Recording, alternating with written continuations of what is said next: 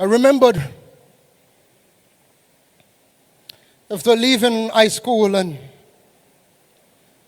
attending UTech,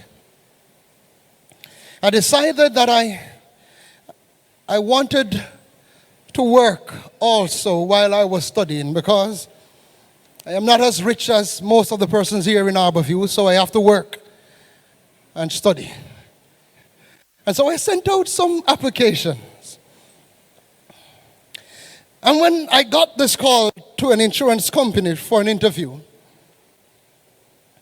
and when I got there, and as we were going through the interview, the persons conducting the interview were very impressed with how I acted in the interview.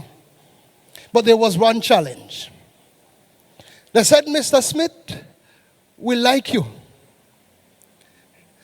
And even the general manager at the time, as the interview was going on and she discovered that I attended Calabar, and she started by saying that I have a son also who attended Calabar. And as any good person in the interview, then the interview turned to Calabar. And we talked about Calabar and talked about Calabar. I think I didn't know anything else to talk about Calabar. And so she said, "I like you.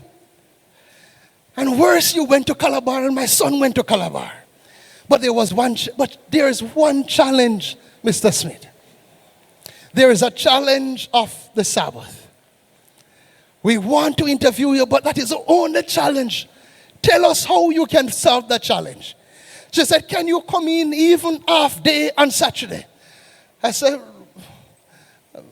"Miss, the Sabbath is from Friday evening to Saturday evening. I have no problem coming on Saturday once it is after the sunset."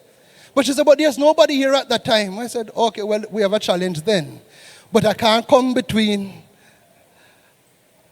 Friday evening and Sabbath evening or Saturday evening." She said, "But we like you, Mr. Smith. What are you going to do?" And I said, "Miss, from I came in the interview, one of the very first thing I made clear was that I am a Seventh-day Adventist Christian. That was one of the first things when you asked me to tell me about yourself. That was one of the first things I told you, that I am a Seventh-day Adventist Christian." Said, "Mr. Smith, we can't help you because you're not willing to help yourself." I said, "Miss, thank you for the opportunity. But I told you I was a Christian. And I was packing up my stuff, Brother Finn. Packing up my folder. I said, I told you I was a Christian. And I told you I was a Seventh-day Adventist Christian.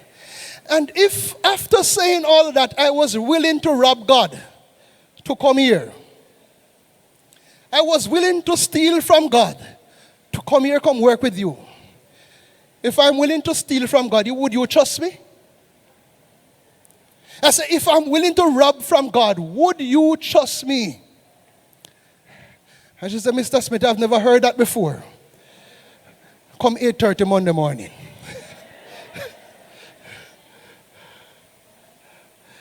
Daniel purposed in his heart that he would not sin against God. He purposed in his heart that he would not defile God. Adventism, Christianity, God calls us to be peculiar. God calls us to be holy. And it doesn't matter who amongst us or around us is not living to the standard that God has set. Salvation is about you and Jesus Christ. Daniel purposed in his heart. It doesn't matter if father going astray.